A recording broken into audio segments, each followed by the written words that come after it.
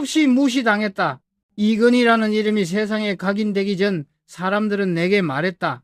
재벌의 아들일 뿐이지 네가 이룬 건 없잖아. 그 말은 비수처럼 밝혔다. 하지만 나는 알았다. 사람이 진짜로 강해지는 순간은 인정받을 때가 아니라 무시당할 때라는 것을. 무시란 세상이 나를 시험하는 방식이다. 그들은 당신이 화를 내기를 원한다. 당신이 흔들리는 얼굴을 보고 자신이 더 높다고 착각한다. 나는 그 싸움에 한 번도 올라서지 않았다. 리더는 분노로 싸우지 않는다. 리더는 무시라는 감정조차 데이터로 분석한다. 삼성이 위기에 처했을 때도 마찬가지였다. 그놈들은 내 결정을 조롱했다. 도대체 왜 잘 되는 회사를 흔드나? 이 회장은 변덕이 심하다. 하지만 나는 그들의 말을 흘려보냈다. 변하지 않으면 죽는다. 그 말 한마디로 나는 회사를 그리고 내 운명을 바꿨다. 감정은 약자에게 허락된 사치다. 나는 언제나 냉정해야 했다. 냉정함은 무심함이 아니라 미래를 바라보는 거리감이었다. 한 걸음 떨어져 세상을 보면 보이지 않던 패턴이 드러난다. 무시당하는 순간에도 나는 배우고 있었다. 그들이 내게 쏘아보낸 경멸 속에서 나는 인간의 본성을 읽고 있었다. 누군가 당신을 깎아내릴 때 그 말은 그들의 불안이 당신에게 투사된 것일 뿐이다. 나는 그 불안을 거울 삼았다. 그들의 시선 속에서 내 부족함을 찾아냈다. 그리고 조용히 냉정하게 개선했다. 리더란 결국 감정을 통제하는 인간이다. 화내지 않는 자가 이긴다. 무시당했을 때 미소 지을 수 있는 자, 그가 진짜 강자다. 나는 젊었을 때부터 하나의 원칙을 세웠다. 감정은 절대 밖으로 꺼내지 않는다. 리더의 얼굴은 조직의 심장이고 한순간의 표정이 수백 명의 사기를 흔든다. 그래서 나는 감정의 파도를 얼굴에 비치지 않으려 애썼다. 기쁨도 분노도 슬픔도 철저히 정제했다. 사람들이 나를 무표정한 사람이라 불렀지만 그건 감정이 없는 것이 아니라 감정을 다스릴 줄 알았기 때문이었다. 사람은 감정적으로 반응할 때 본심이 드러난다. 특히 무시당한 순간은 인간의 민낯이 가장 쉽게 노출된다. 그때 분노를 드러내면 상대는 확신한다. 그래, 역시 별것 아니었군.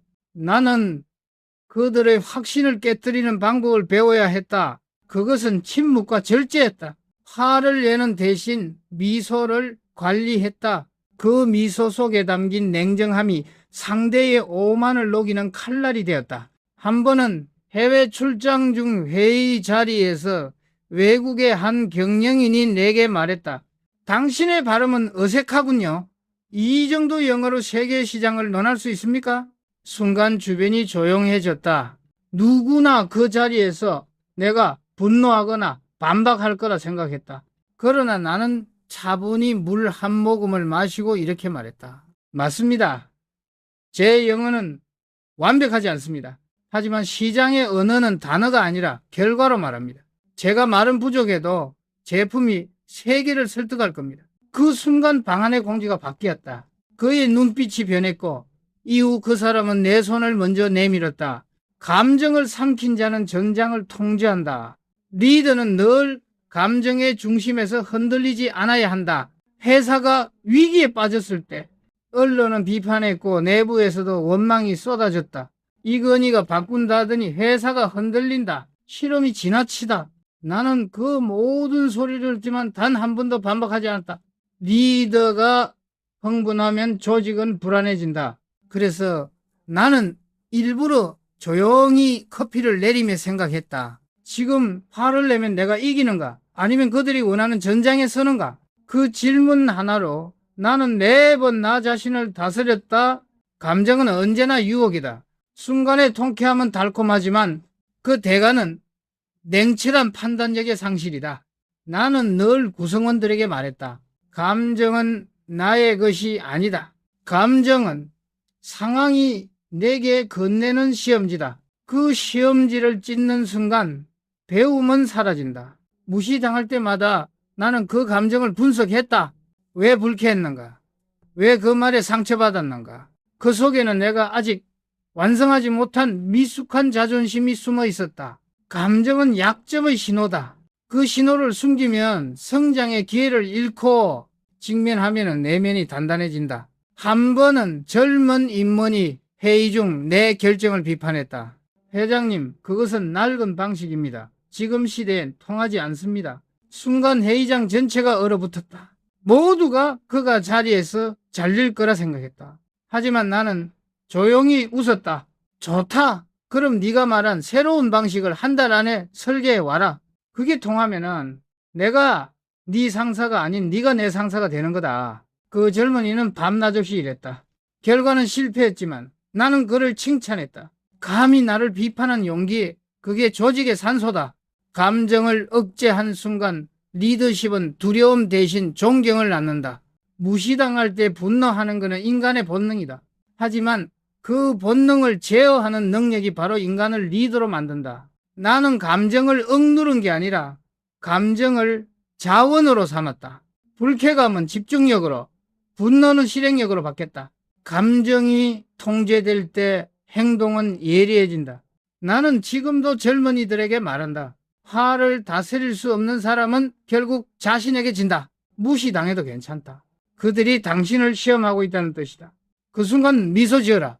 그 미소 하나가 당신의 품격을 결정한다.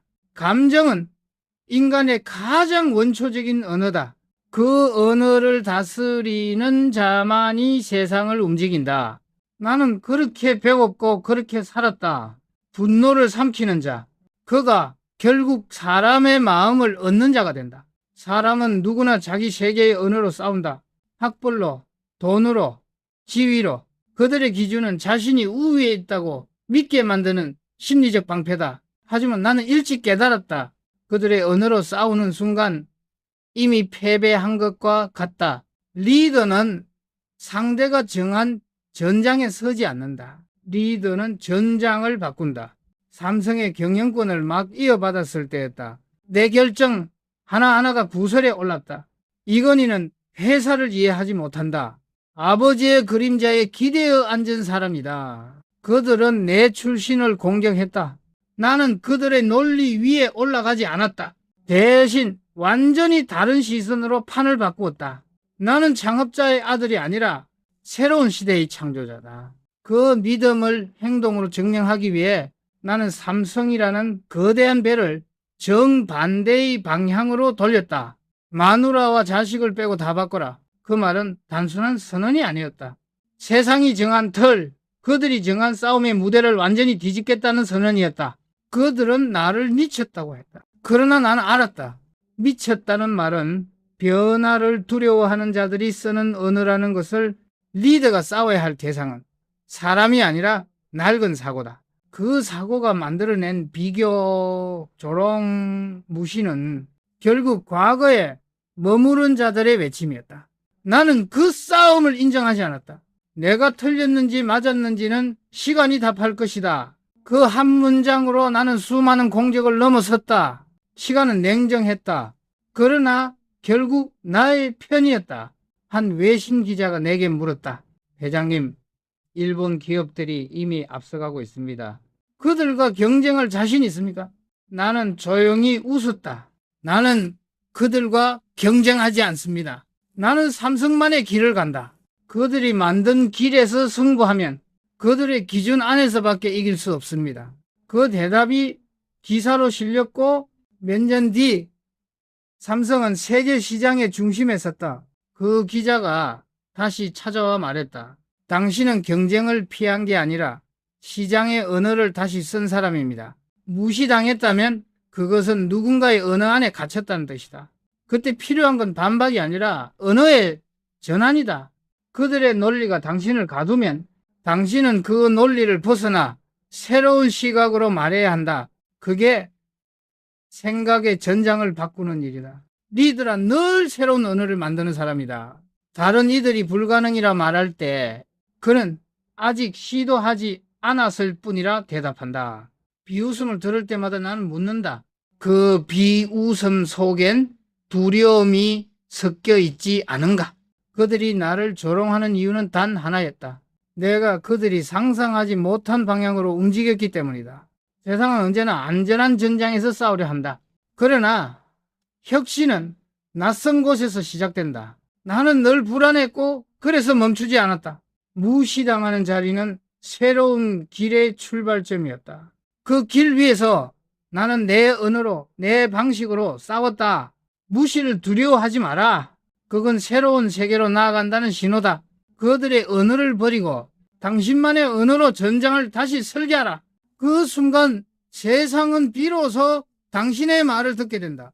비판은 아프다. 인정받고 싶은 마음이 강할수록 그 말은 더 깊이 박힌다. 나 역시 예외가 아니었다. 젊은 시절 나는 늘 남보다 뒤처진다는 불안에 시달렸다. 이건희는 아버지 덕분에 사는 사람이다. 그 말 한마디가 나를 괴롭혔다. 그러나 시간이 지나 깨달았다. 비판은 나를 부수려는 칼이 아니라 나를 깎아내 완성시키는 조각 칼이었다는 것을 사람은 자신이 들은 말 중 가장 불편한 말에서 가장 많이 성장한다. 나는 내게 상처를 주는 말들을 노트에 적었다. 리더로서의 결단력이 부족하다. 감성적이다. 너무 조용하다. 그 말들을 지우지 않았다. 대신 그 옆에 질문을 남겼다. 왜 그렇게 보였을까? 그 물음 하나가 나를 한 단계 성장시켰다. 비판은 나를 비추는 거울이다. 그 거울을 깨뜨리면 결국 내 얼굴도 함께 부서진다. 나는 비판을 분석했다. 거기에 늘 진실의 씨앗이 있었다. 1%의 진실이라도 찾아내어 그것을 내 전략으로 바꾸었다. 그게 나의 방식이었다. 삼성이 처음으로 글로벌 시장에 진출했을 때 내 전략은 무모하다는 평가를 받았다. 일본을 이긴다고? 불가능하다. 삼성은 조립 수준이지 기술력이 없다. 그 모든 비판을 나는 스크랩했다. 그리고 그 문장들을 벽에 붙여뒀다. 매일 아침 그 문장을 읽었다. 그 말들이 나의 연료가 되었다. 비판은 나를 상처내지 못했다. 대신 내 안에 불을 키웠다. 한 번은 해외 언론 기자가 물었다. 왜 그렇게 공격적인 경영을 하십니까? 나는 대답했다. 나는 공격하는 게 아니라 비판이 알려주는 방향으로 움직이는 겁니다. 비판은 언제나 정확한 곳을 찌른다. 그만큼 약점이 드러난 곳이기 때문이다. 리더는 그곳을 두려워하지 않는다. 그것을 개선의 출발점으로 삼는다. 비판을 피하려는 사람은 결국 같은 자리에 머문다. 비판을 듣는 사람만이 변할 수 있다. 나는 실패한 회의, 틀린 판단, 잘못된 제안 모두를 내가 배워야 할 교과서로 여겼다. 그때마다 스스로에게 말했다. 이 실패를 이해하면 다음 위기는 나를 비켜갈 것이다. 사람들은 비판을 들으면 두려워한다. 하지만 리더는 다르다. 리더는 그 비판 속에 숨은 기회를 본다. 나는 그것을 성장의 소리라 불렀다. 귀를 막으면은 세상은 조용하지만은 그 순간 배움도 사라진다. 리더십이란 결국 듣는 힘이다. 가장 듣기 싫은 말을 들을 용기, 그게 리더의 첫걸음이다. 무시보다 더 두려운 건 진실한 비판 앞에서 스스로를 속이는 것이다. 무시당할 때, 조롱당할 때 그 속에서 반드시 배워라. 그 말이 당신을 찌를수록 당신은 더 단단해질 것이다. 나는 그 수많은 칼끝 위에서 걸었고 그 칼끝이 내 발을 베었지만 결국 그 상처들이 나를 리더로 만들었다. 나는 말이 많은 리더를 믿지 않았다. 세상을 바꾸는 사람은 목소리가 큰 사람이 아니라 말 대신 행동으로 설득하는 사람이었다. 침묵은 약점이 아니라 힘이다. 때로는 아무 말도 하지 않는 침묵이 천마디의 변명보다 강하다. 한 번은 해외의 대형 계약 협상 자리에서 상대 기업의 대표가 나를 노골적으로 무시했다. 그는 회의 내내 내 말을 끊고 서류를 던지듯 밀어놓았다. 삼성은 기술이 아니라 운이 좋은 기업 아닙니까? 통역사가 말을 옮기자 주변 사람들이 나를 쳐다봤다. 그들은 내 반응을 기다렸다. 하지만 나는 아무 말도 하지 않았다. 단지 천천히 펜을 들고 서류의 한 줄을 가리키며 말했다. 이 조항은 수정해야 할 것 같습니다. 그 한 문장으로 분위기는 바뀌었다. 그의 공격은 허공으로 흩어졌고 회의는 다시 정상으로 돌아왔다. 침묵은 상대를 불안하게 만든다. 그들이 원하는 것은 내 분노, 내 격앙된 반응이었다. 하지만 내가 침묵하자 그들의 칼날은 허공을 가르며 스스로 무너졌다. 리더의 침묵은 방어가 아니라 공격이다. 그 침묵은 상대의 내면을 비추는 거울이 된다. 언젠가 한 임원이 내게 물었다. 회장님은 왜 그렇게 말을 아끼십니까? 나는 대답했다. 리더의 말은 바람이 아니라 돌이다. 한마디가 조직의 방향을 바꾸기 때문이다. 말을 쏟아내는 대신 나는 상대의 눈빛을 읽었다. 표정의 미세한 떨림, 손끝의 움직임, 숨결의 리듬, 그 속에 말보다 진실한 답이 있었다. 침묵은 겸손이 아니다. 그것은 관찰의 기술이며 세상을 지배하는 가장 고유한 무기다.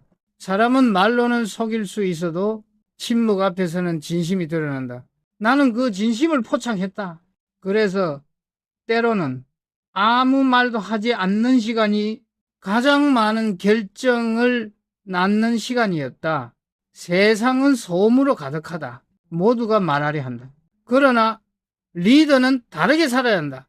리더는 들어야 한다. 침묵은 그 듣기 위한 공간을 만들어준다. 누군가 당신을 무시할 때 그들의 말에 대응하지 마라. 침묵 속에서 그들이 스스로 무너지는 모습을 보라. 그들의 오만은 스스로를 갉아먹는다. 나는 그 수많은 회의와 협상 속에서 배웠다. 가장 강한 리더는 가장 조용한 사람이라는 것을, 그의 말은 적지만 그 한마디가 세상을 흔든다. 그의 침묵은 길지만 그 고요 속에서 모두가 자신을 돌아본다. 무시당했을 때 침묵하라. 그 침묵은 도망이 아니라 단련이다. 말하지 않는 동안 당신은 더 깊어진다. 세상은 결국 떠드는 자보다 묵히 바라보는 자의 손끝에서 바뀐다. 세상에는 싸워야 할 싸움이 있고 지나쳐야 할 싸움이 있다. 젊은 시절 나는 모든 비난에 반응했다. 내가 옳음을 증명하려 들었고 사람들을 설득하려 했다. 그러나 어느 순간 깨달았다. 모든 싸움에는 가치가 있는 것이 아니었다. 어떤 싸움은 내 시간을 갉아먹고 어떤 논쟁은 내 마음의 평화를 파괴했다. 리더는 결국 싸우지 않을 용기를 배워야 한다. 한 번은 내부 회의에서 한 임원이 내 결정을 공개적으로 비난했다. 회장님, 이건 명백한 판단 미스입니다. 이 프로젝트는 실패할 겁니다. 회의실 안공기가 얼어붙었다. 나는 대답하지 않았다. 그저 고개를 끄덕이며 말했다. 그럴 수도 있겠지. 그렇다면 실패를 통해 더 나은 방법을 찾자. 며칠 후 그 임원은 스스로 나에게 와서 사과했다. 제가 너무 성급했습니다. 나는 웃으며 말했다. 괜찮네. 당신의 말 덕분에 다시 생각해 볼 수 있었어. 그 순간 나는 깨달았다. 때로는 논쟁을 멈추는 사람이 진짜 이긴다. 리더십은 전쟁이 아니다. 모든 비판에 검으로 맞서면 결국 피를 흘리는 쪽은 자신이다.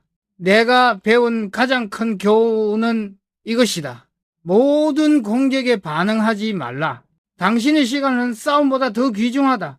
나는 많은 사람을 만났다. 나를 진심으로 돕는 사람도 있었고 겉으로만 미소 짓는 사람도 있었다. 그중엔 나를 음해하고 험담하는 이들도 있었다. 예전의 나는 그들의 말에 휘둘렸다. 분노했고 잠을 이루지 못했다. 그러나 이제는 다르게 생각한다. 그들이 내게 던진 말들은 결국 내가 신경 쓸 가치가 없는 사람들의 외침이었다. 그 말에 감정을 쏟는 거는 내 에너지를 낭비하는 일이라는 걸 깨달았다. 어느 날 오래 알고 지내던 한 지인이 나에 대한 악의적인 루머를 퍼뜨렸다. 처음엔 믿을 수 없었다. 직접 만나 물었다. 내가 자네에게 잘못한 게 있나? 그는 웃으며 말을 돌렸다. 그 순간 나는 확신했다. 그와의 관계는 이미 끝났다는 것을. 나는 조용히 거리를 두었다. 그 후로 다시는 그 사람에 대해 언급하지 않았다. 시간이 지나자 사람들은 그가 아닌 나의 침묵을 기억했다. 거리를 둔다는 건 냉정함이 아니라 자기 보호의 기술이다. 리더는 모든 사람을 구할 수 없다. 누구나 좋아할 수 없고 모두에게 존경받을 수도 없다. 그러니 나를 해치는 관계엔 거리를 두어야 한다. 그게 냉정이 아니라 지혜다. 무시당할 때 싸우고 싶을 것이다. 그러나 그 싸움이 당신의 평화를 앗아간다면 이미 진 것이다. 진짜 강자는 싸움을 이기는 사람이 아니라 싸우지 않아도 흔들리지 않는 사람이다. 그는 말하지 않아도 존재로 증명한다. 그의 침묵은 무력함이 아니라 선택이다. 나는 그렇게 수많은 공격 속에서도 단 한 번도 내 중심을 잃지 않으려 했다. 세상이 나를 흔들어도 나는 흔들리지 않으면 된다. 그게 리더의 품격이다. 당신이 지금 누군가에게 무시당하고 있다면 이 말을 기억하라. 당신의 가치는 그들의 언어로 정해지지 않는다. 때로는 조용히 등을 돌리는 것이 가장 완벽한 대답이다. 거리를 두는 용기, 그것이 진짜 강함이다. 나는 평생을 경영 속에서 살았지만 결국 사람을 움직이는 건 숫자가 아니라 마음이라는 걸 알았다. 리더십의 본질은 이익이 아니라 신뢰였다. 그 신뢰는 화려한 언변이나 권력으로 얻어지지 않는다. 오직 진심으로만 만들어진다. 삼성의 새로운 변화를 추진할 때마다 수많은 이들이 내게 반대했다. 불가능합니다. 이윤이 나지 않습니다. 사람들이 따르지 않을 겁니다. 그럴 때마다 나는 조용히 말했다. 좋다. 하지만 우리는 사람의 마음부터 얻어야 한다. 이유는 그 뒤에 따라온다. 사람들은 처음엔 이해하지 못했다. 그러나 시간이 흐르자 그 말의 의미를 깨달았다. 제품은 기술로 팔리지만은 브랜드는 마음으로 팔린다. 나는 언제나 직원들에게 말했다.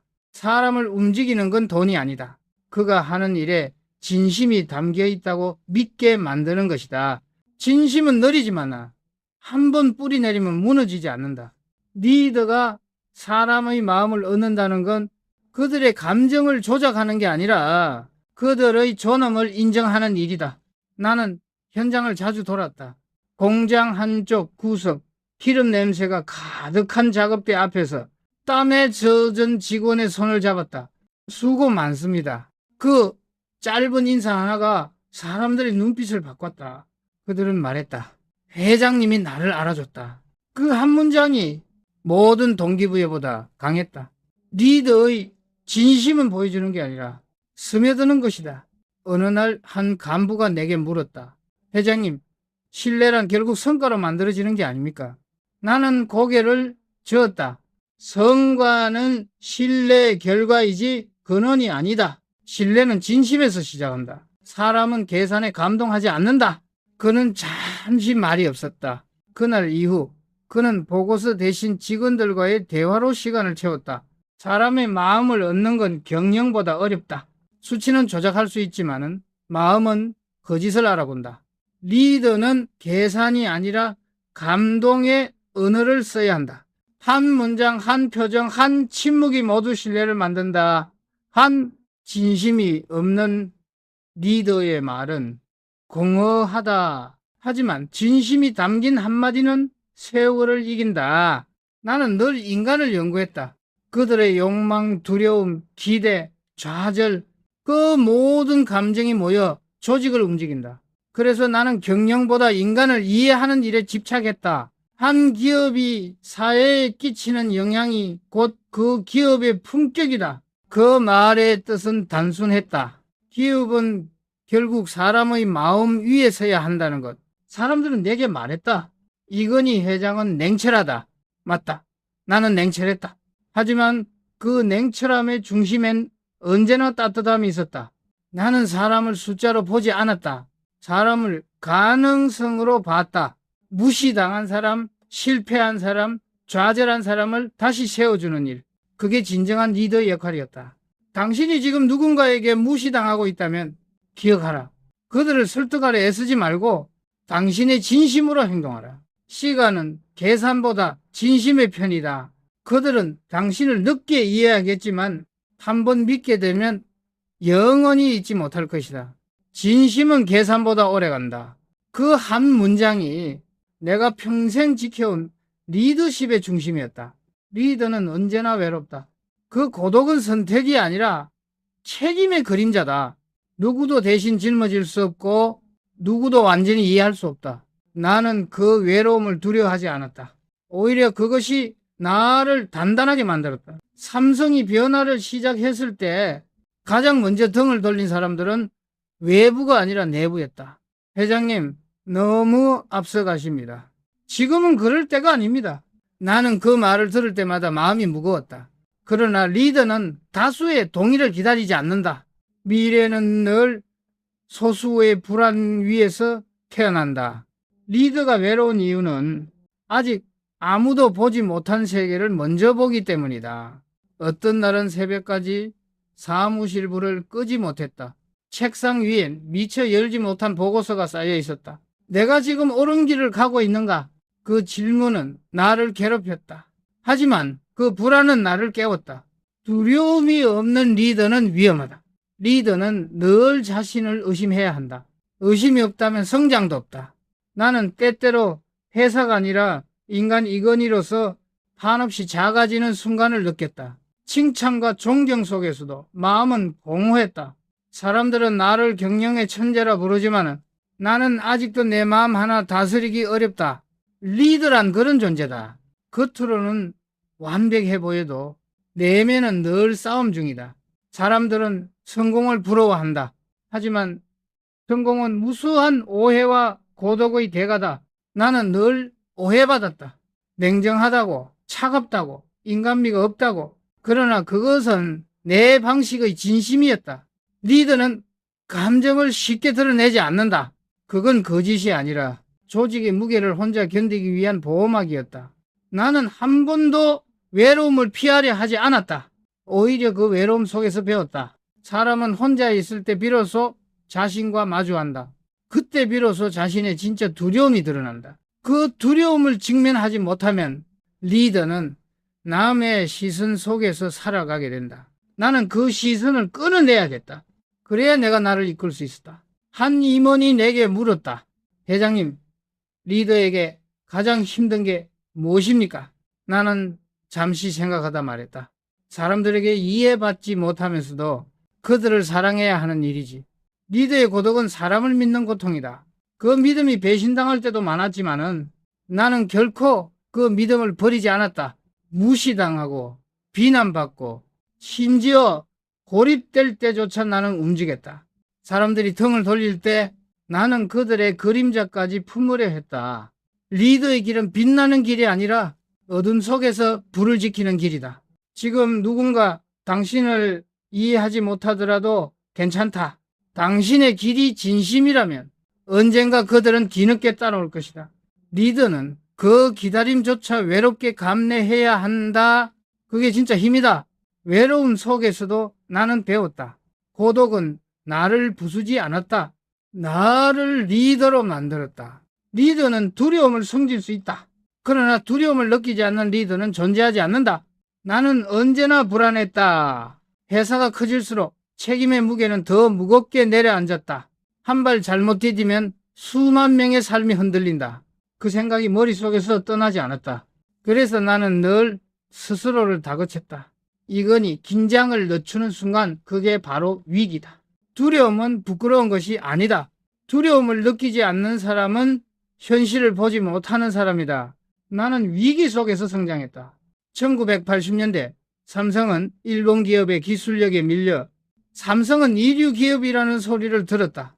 그 말은 내 가슴에 깊게 박혔다. 나는 그 모욕을 두려움으로 바꾸지 않았다. 그 대신 그것을 혁신의 불씨로 바꿨다. 지금의 삼성은 위기 덕분에 존재한다. 그 말은 내 경험의 결론이었다. 사람은 편안할 때 멈추고 두려울 때 성장한다.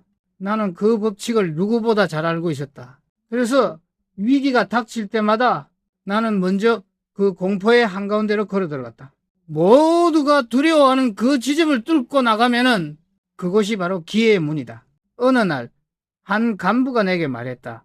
회장님, 이번 프로젝트는 너무 위험합니다. 실패하면은 회사가 흔들릴 수 있습니다. 나는 대답했다. 좋다. 하지만 안전한 길엔 배움이 없다. 두려움을 피하면 성장도 피하게 된다. 리더는 두려움을 없애는 사람이 아니다. 리더는 두려움을 이해하고 통제하는 사람이다. 나는 매일 아침 거울 앞에서 스스로에게 물었다. 오늘 나는 무엇이 두려운가? 그 질문을 피하지 않았다. 두려움을 인정해야만 그 감정이 나를 지배하지 못한다. 리더가 불안하다는 것은 아직도 변화할 수 있다는 증거다. 두려움은 나약함이 아니라 통찰의 신호다. 사람들은 두려움을 숨기려 하지만 나는 그것을 관찰했다. 공포의 뿌리를 들여다보면 언제나 이럴까봐라는 마음이 있었다. 명예, 자리, 신뢰, 사랑, 그 어떤 것도 완전히 내 것이 아니었다. 그래서 나는 결심했다. 잃을 것을 두려워하지 말고 잃을 각오로 움직여라. 그 결심이 나를 자유롭게 했다. 위기의 순간 나는 차분했다. 그 이유는 단 하나였다. 나는 이미 모든 것을 잃을 준비가 되어 있었기 때문이다. 사람들이 놀라워하던 그 침착함은 두려움이 없어서가 아니라 두려움을 길들인 결과였다. 리더란 위기의 순간에도 흔들리지 않는 사람이다. 하지만 그 힘은 외부에서 오는 게 아니다. 그건 오직 자기 자신과의 싸움에서 이긴 자에게만 주어진다. 두려움을 부정하지 말고 손을 잡아라. 그 손끝에서 용기가 태어난다. 나는 지금도 그때의 나에게 말하고 싶다. 두려움을 느꼈다면 잘하고 있는 거다. 그 불안이 당신을 움직이게 하고 그 긴장이 당신을 지키게 할 것이다. 두려움을 다스리는 자가 세상을 다스린다. 나는 평생 한 가지 신념으로 살아왔다. 변하지 않으면 죽는다. 이 말은 단순한 경영 전략이 아니라 내 인생 전체를 지배한 철학이었다. 사람도 기업도 나라도 멈추는 순간 늙기 시작한다. 나는 늘 그 늙음을 가장 두려워했다. 1987년 나는 삼성의 새로운 방향을 선언했다. 이제부터는 질시도 선구한다. 그 말은 곧 전쟁의 선포였다. 오랫동안 익숙했던 방식, 안정적인 구조, 그리고 실패를 두려워하지 않던 과거의 관성들과의 전쟁이었다. 당시 사람들은 고개를 저었다. 굳이 그렇게까지 해야 합니까?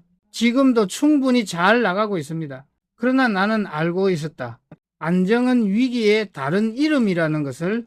리더는 늘 불안정한 길을 선택해야 한다. 그 길만이 새로움을 낳기 때문이다. 나는 조직을 흔들었다. 제품을 다시 설계했고 기업 문화를 완전히 바꾸었다. 많은 사람들이 불만을 토로했다. 그때마다 나는 말했다. 지금의 삼성은 위기 덕분에 존재한다. 그 말은 나 자신에게도 하는 다짐이었다. 위기 속에서만 우리는 진짜로 깨어난다. 한 번은 해외 출장을 마치고 돌아오는 길에 비행기 안에서 이런 생각이 들었다. 변화는 언제나 고통이다. 그러나 그 고통이 없는 기업은 이미 죽은 기업이다. 변화란 결국 자기 부정이다. 어제의 성공을 부정하고 어제의 나를 의심해야 한다. 리더는 매일 자신의 생각을 해체해야 한다. 그래야 내일의 세상을 준비할 수 있다. 사람들은 나를 완벽주의자라 불렀다. 맞다. 나는 완벽을 원했다.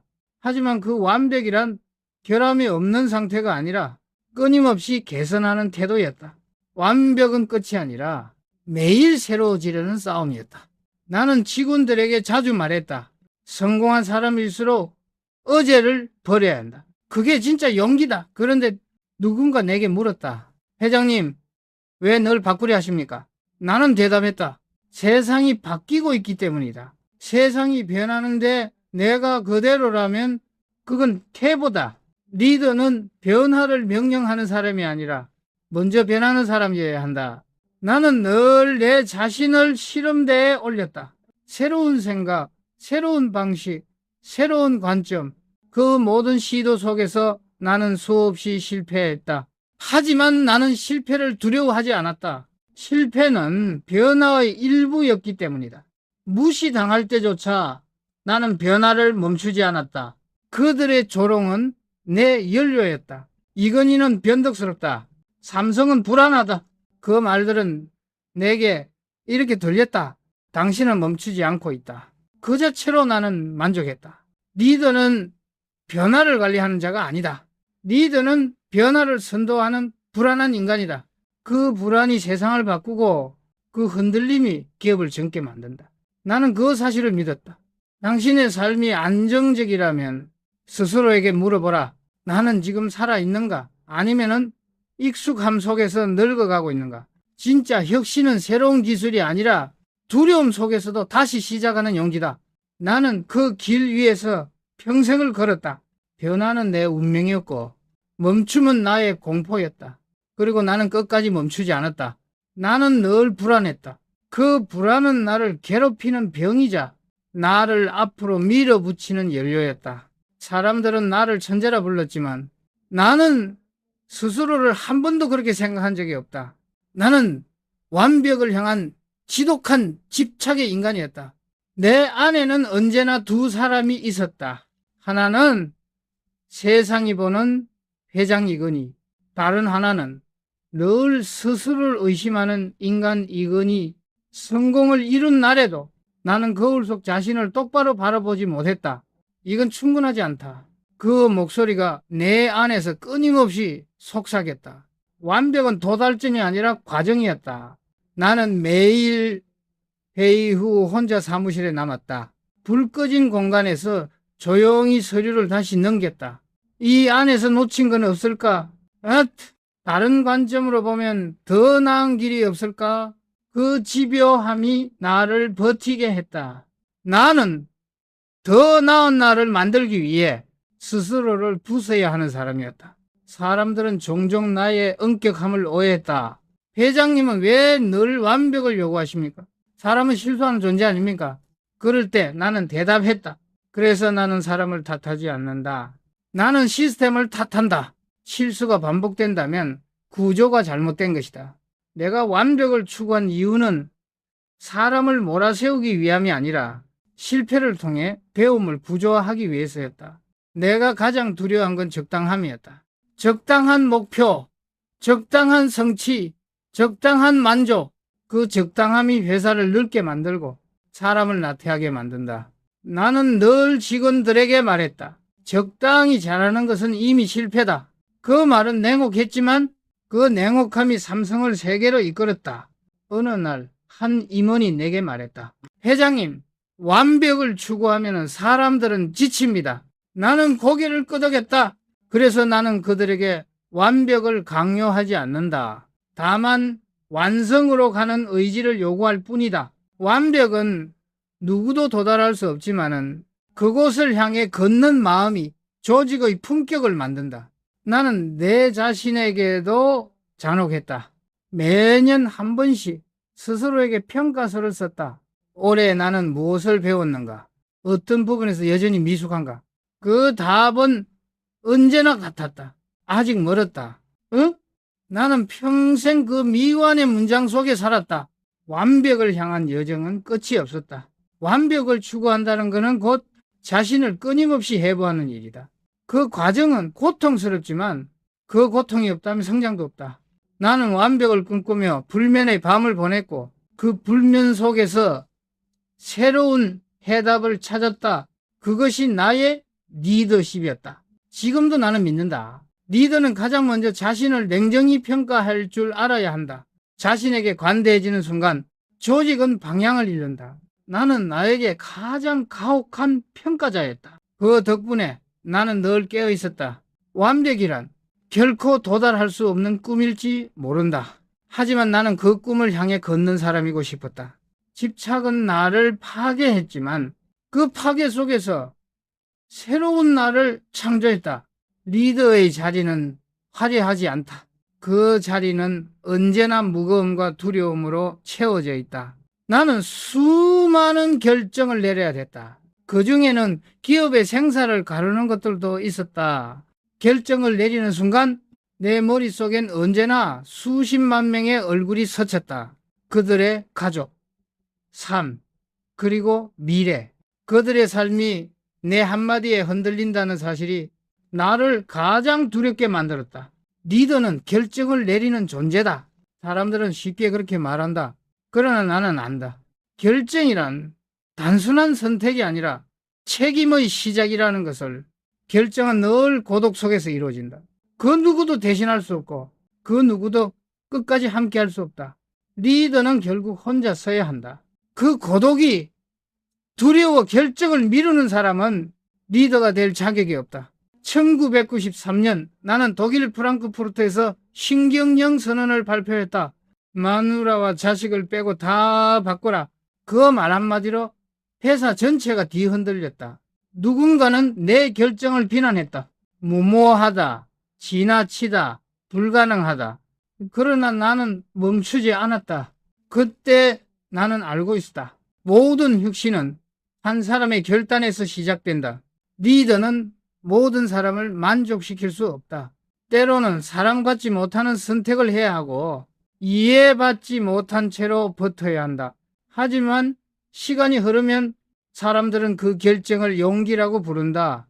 리더는 결국 미래의 평가를 기다리는 사람이다. 나는 직원들에게 자주 말했다. 책임은 명예보다 무겁다.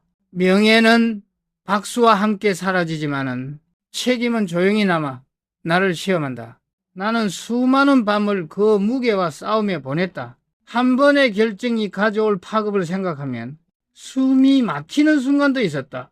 하지만 그 두려움 속에서도 나는 멈추지 않았다. 리더의 침묵은 도망이 아니라 깊은 숙고의 시간이었다.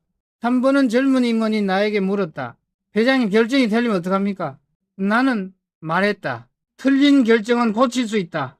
하지만 결정을 미루면 아무것도 시작되지 않는다. 리더는 완벽을 기다리지 않는다. 그는 불완전함 속에서도 전진한다. 그게 리더의 사명이다. 책임이란 단어는 늘 내 가슴 한가운데 있었다. 나는 그 책임을 부보다 무겁게 여겼다. 리더가 가져야 할 가장 큰 자산은 돈이 아니라 양심이다. 양심 없는 성공은 오래가지 않는다. 나는 그것을 직접 보았다. 수많은 기업이 빠르게 부자가 되었지만 책임을 잃은 순간 무너졌다. 이 삼성이 이 자리까지 올 수 있었던 이유는 기술도 자본도 아니었다. 바로 책임이었다. 제품 하나에도 이름을 걸고 직원 하나의 실수에도 함께 책임지는 문화. 그게 진짜 기업의 품격이었다. 리더는 빛나는 자리에 서 있지만은 그 빛은 늘 그림자를 동반한다. 나는 그 그림자를 외면하지 않았다. 그 속에 진짜 나의 모습이 있었다. 책임의 무게를 견디는 자, 그가 진짜 리더다. 세상을 바꾸는 건 거대한 자본이 아니다. 단 한 사람의 결단, 그 결단을 끝까지 지켜내는 책임감이다. 나는 그 믿음으로 살았다. 그리고 그 믿음이 오늘의 나를 만들었다. 리더십에는 두 가지 종류가 있다. 두려움으로 움직이는 리더십, 그리고 신뢰로 움직이는 리더십. 나는 처음엔 두려움의 리더였다. 엄격했고 냉정했고 실수를 용납하지 않았다. 사람들은 나를 경외했지만 그들의 눈빛 속엔 존경보다 공포가 더 많았다. 그 사실을 깨닫는데 오래 걸리지 않았다. 한 임원이 내 앞에서 긴장한 채 보고서를 내밀었다. 손이 떨리고 있었다. 그 순간 나는 생각했다. 내가 만든 조직이 왜 이렇게 불안할까? 그때부터 나는 내 리더십의 방향을 바꾸기 시작했다. 사람을 억누르는 힘이 아니라 사람이 스스로 서게 만드는 힘. 그게 진짜 리더십이었다. 신뢰는 명령으로 만들어지지 않는다. 그건 함께하는 시간, 그리고 일관성으로 쌓인다. 리더의 말과 행동이 같을 때 사람들은 비로소 마음을 연다. 나는 한결같음을 가장 큰 원칙으로 삼았다. 말로 약속한 건 반드시 지켰다. 작은 약속 하나라도 어기지 않았다. 그 사소한 신뢰가 모여 삼성이라는 거대한 조직을 지탱하는 기둥이 됐다. 리더는 사람들에게 꿈을 강요할 수 없다. 단지 그들이 자신의 꿈을 믿을 수 있도록 길을 열어줘야 한다. 나는 직원들에게 자주 말했다. 나는 당신들에게 명령하러 온 게 아니다. 함께 걸어가자. 내가 앞에서 끌고 가는 게 아니라 당신들이 스스로 나아가도록 밀어주는 게 내 역할이다. 그 말을 한 후 조직의 분위기는 달라졌다. 사람들은 스스로 책임을 지기 시작했다. 두려움 대신 자부심이 생겼다. 한 번은 대형 프로젝트가 예상치 못한 문제로 중단됐다. 모두가 두려워하고 있었다. 그때 나는 이렇게 말했다. 누가 잘못했는지 따지지 말자. 지금 중요한 것은 서로를 믿는 것이다. 그 한마디로 긴장된 공기가 풀렸다. 며칠 뒤 그 프로젝트는 다시 궤도에 올랐다. 신뢰는 위기를 건너게 하는 다리였다. 나는 한 사람의 리더로서 늘 자문했다. 사람들이 나를 두려워해서 따르는가? 아니면 신뢰해서 따르는가? 그 질문은 내 리더십의 나침반이었다. 두려움은 빠르게 복종을 얻지만 신뢰는 느리게 마음을 얻는다. 그러나 두려움은 사라지지만 신뢰는 남는다. 나는 냉철했지만 결코 차갑지 않았다. 진심으로 사람을 이해하려 했다. 회의가 끝난 후 피곤한 직원의 어깨에 손을 얹으며 말했다. 오늘도 고생 많았네. 자네 덕분에 회사가 돌아가고 있어. 그 짧은 말 한마디가 수많은 보고서보다 강한 동기부여가 되었다. 리더는 화려한 비전을 제시하는 사람이 아니라 작은 인간의 마음을 어루만지는 사람이어야 했다. 삼성이 세계를 향해 나아가던 시절 내가 가장 중요하게 여긴 것은 기술도 자본도 아니었다. 바로 사람에 대한 믿음이었다. 리더의 신뢰가 깊을수록 사람들은 스스로의 한계를 넘는다. 그 믿음이 삼성을 세계의 중심으로 끌어올렸다. 리더의 진짜 권력은 두려움에서 나오지 않는다. 그건 오직 신뢰에서 비롯된다. 두려움은 명령을 낳지만 신뢰는 헌신을 낳는다. 리더는 그 차이를 알아야 한다. 나는 두려움을 버리고 신뢰를 선택했다. 그 선택이 때로는 더디고 불안했지만 그 덕분에 사람들은 내 옆에 오래 남았다. 그들은 상사가 아니라 함께 걷는 동료가 되었다. 세상을 움직이는 힘은 두려움이 아니라 믿음이다. 두려움으로 만든 제국은 언젠가 무너진다. 하지만 신뢰로 세운 제국은 시간이 지나도 흔들리지 않는다. 사람들은 종종 내게 물었다. 회장님, 얼마나 버는 게 부자입니까? 나는 그 질문이 늘 불편했다. 부자는 돈의 양으로 정의되지 않는다. 진짜 부자는 돈을 남기는 사람이 아니라 생각을 남기는 사람이다. 돈은 세월이 흘러 사라지지만 사람의 생각은 세상을 바꾸며 계속 살아남는다. 나는 어린 시절부터 돈보다 가치에 관심이 많았다. 돈은 결과였고 생각은 원인이었다. 어떤 생각을 하느냐가 결국 어떤 세상을 만드는지를 결정한다. 그래서 나는 늘 내게 물었다. 나는 지금 어떤 생각을 남기고 있는가?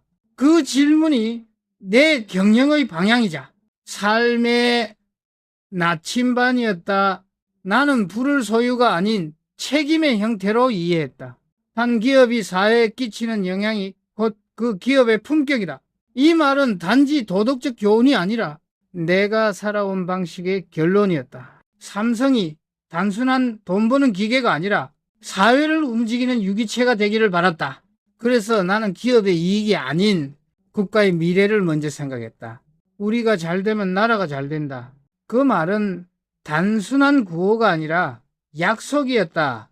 부는 나 혼자 가지는 것이 아니었다. 그건 세상을 더 넓히기 위한 도구였다. 기술 개발, 인재 육성, 문화와 예술 지원, 그 모든 일에 나는 돈보다 철학을 담았다. 돈은 쓰면 줄지만 생각은 나누면 커진다. 그래서 나는 물질보다 생각을 유산으로 남기고 싶었다. 사람들은 돈으로 성공을 증명하려 한다. 하지만 돈으로 증명한 성공은 다음 세대에 도착하지 못한다. 사람이 남긴 철학만이 시간을 걷는다. 나는 부자의 의미를 이렇게 정의했다. 부자란 떠난 뒤에도 여전히 세상을 움직이는 사람이다. 그의 돈은 사라져도 그의 생각은 사람들의 마음속에 남아 새로운 시대를 일으킨다. 나는 수없이 고민했다. 삼성이 사라진다면 사람들은 무엇을 기억할까? 그 질문의 답은 언제나 같았다. 삼성은 변화를 두려워하지 않았던 기업이었다. 그것이 내가 남기고 싶었던 생각이었다. 부는 결국 세상을 향한 태도에서 만들어진다. 그 태도가 진실할 때 돈은 자연히 따른다. 리더로서 나는 수많은 부자들을 만났다. 그들은 값비싼 시계를 찾고 호화로운 저택을 가졌지만 그들의 눈빛엔 공허함이 있었다. 왜냐하면 그들은 목적 없이 부를 쫓았기 때문이다. 나는 부를 쫓지 않았다. 나는 의미를 쫓았다. 의미는 사라지지 않는다. 그게 진짜 부의 본질이었다.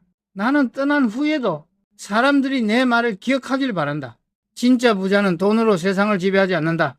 생각으로 세상을 바꾼다. 그 생각이 남는다면 그것으로 충분하다. 지금 이 시대를 사는 당신에게 말하고 싶다. 돈을 쫓지 말고 그 돈이 의미를 갖는 방향을 고민하라. 당신이 남긴 생각이 누군가의 삶을 바꾼다면은 그때 당신은 이미 부자다. 나는 그렇게 살았다. 돈을 남기기보다 생각을 남기기 위해. 그게 내가 세상에 남긴 마지막 철학이다. 나는 평생을 변화 속에서 살았다. 그러나 지금 돌아보면 그 변화는 세상을 위한 것이기 전에 나 자신을 바꾸기 위한 싸움이었다. 사람들은 혁신을 거대한 무대 위의 드라마로 생각하지만은 진짜 혁신은 조용히 한 사람의 마음속에서 시작된다. 나는 늘 스스로에게 물었다. 오늘의 나는 어제보다 나은가?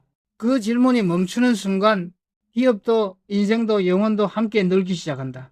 변화는 결코 타인을 위한 것이 아니다. 그건 내 안에 낡은 나를 버리는 일이다. 나는 매일 내 과거를 해체하며 살았다.